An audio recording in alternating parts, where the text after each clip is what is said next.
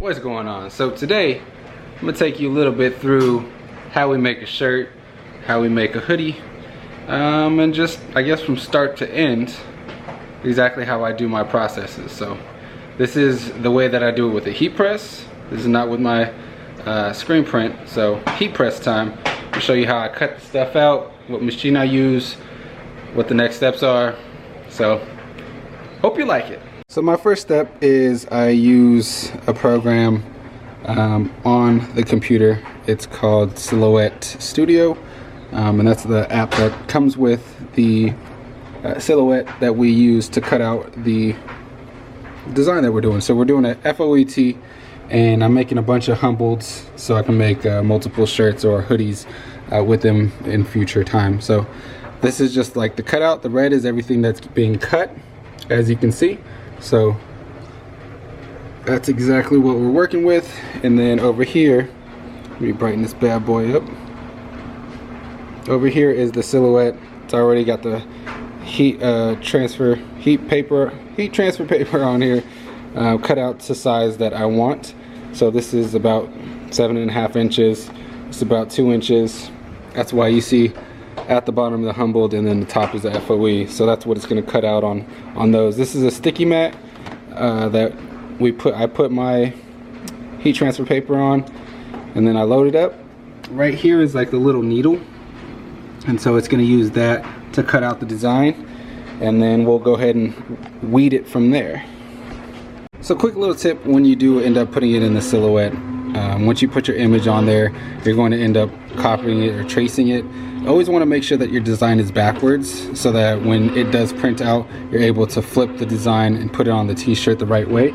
If you end up doing it the right way, so if you were able to read it, then once you put it onto your t-shirt, it's gonna go on there backwards. So always want to make sure that you flip it horizontally to make sure that you're getting the right design that you want. Alright, so it's done cutting. So now we're going to unload it, and we're gonna go ahead and weed it out. So I'm going to take all this extraness off and leave us with what we're supposed to have. So I will go ahead and get started on that. You always want to start, I always start at the edge of the design, and I kind of just peel back from there. Make sure that you're not getting any of the design that you had just cut. So start there and just pull back, let it go from there. So I just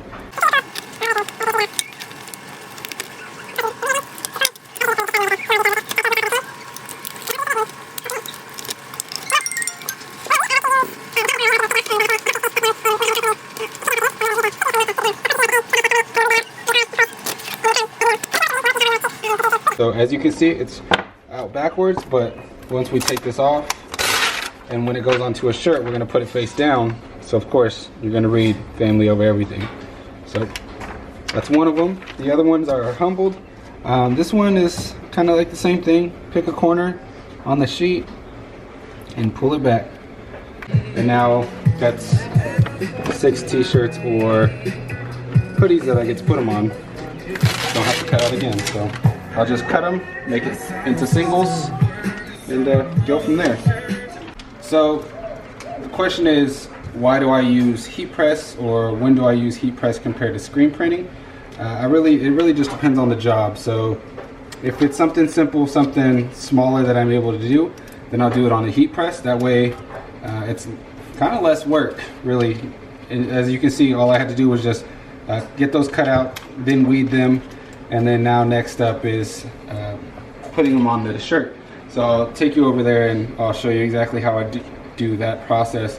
When it comes to a bigger batch, a bigger order, then I will go ahead and use the screen print, because it goes a lot faster once things are moving.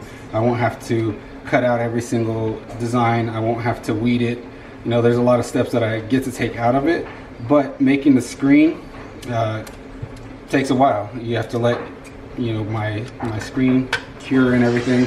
It's a bunch of lingo that I guess you start to learn while you're making t-shirts, but screen print is for bigger quantities or more complex designs. Say if it's like a 2 or 3 color shirt or design, then I'm gonna use the screen print, because It's something that you can't really get on the heat press if you're doing a couple of designs. It takes a lot longer. So heat press is my main one for the smaller orders. Bigger orders, screen print. All right, so first step when going to the heat press, I always want to make sure that I have a line going straight down the middle of the shirt. That's just because I want to make sure that my markers are in the right place and I'm putting the design right down in the middle. I don't want to end up, you know, accidentally going a little bit to the left, a little bit to the right. So what I do is I take both ends where the ends meet and fold the shirt right in half. Make sure that you wave it out, everything is straight. And then what I'll do is I'll take it and lay it down onto the heat press, and I'll press it for about 5 to 7 seconds. Not fully locking it, but pushing it down so that the heat is pressing on it. So I don't know if you're able to see or not, but there's a line straight down the middle. And I just look at it, make sure that it's going straight down the middle. Sometimes I don't like the way that the line looks, but this one looks pretty good. So I'll go ahead and throw it on to my heat press.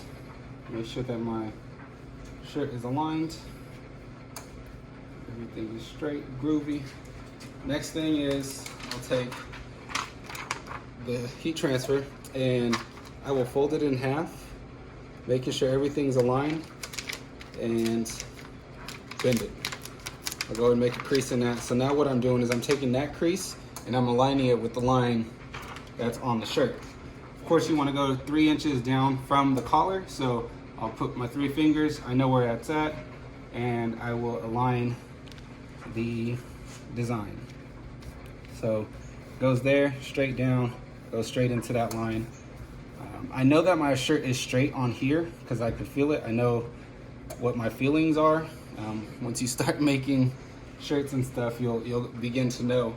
But for added measure, I'll take my T-ruler and I will go across and make sure that everything lines up. So this one, I can kind of adjust it a little bit up. Kind of angle that a little bit up. See if it goes straight. So now things line up, I feel better with the way that they're lined up. So next up, you want to get Teflon paper, Teflon sheets. So I'm gonna put it over the design and I'll go ahead and press down. For mine, the heat transfer is at 305 degrees Fahrenheit for 15 seconds. So I'm gonna push down, let it lock. It's gonna go for 15 seconds. Then you'll hear a beeping sound.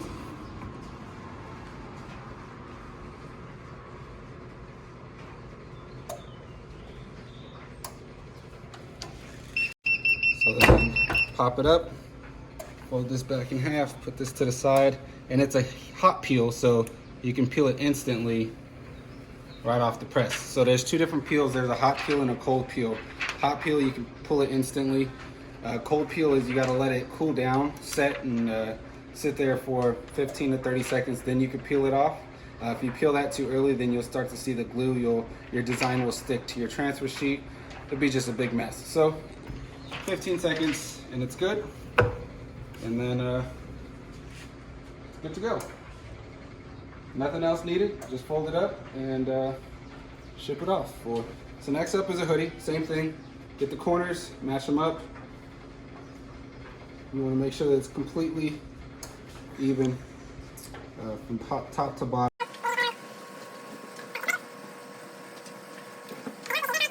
Verify, make sure your line is straight down the middle. I like it. So with hoodies, it's a lot different. These, we're gonna open it up and we're gonna slide it onto the little platform. That way we get the best contact with our heat transfer.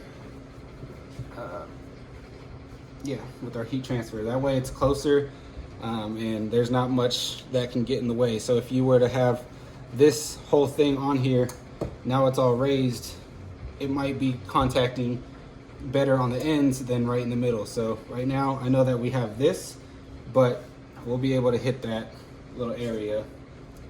We got the humbled, so we're gonna fold it in half, fold it, make a crease 3 inches down. I do on a humbled, I do a little bit more just because it's a smaller design. So straight in the middle, same thing. We're gonna put our Teflon sheet on there.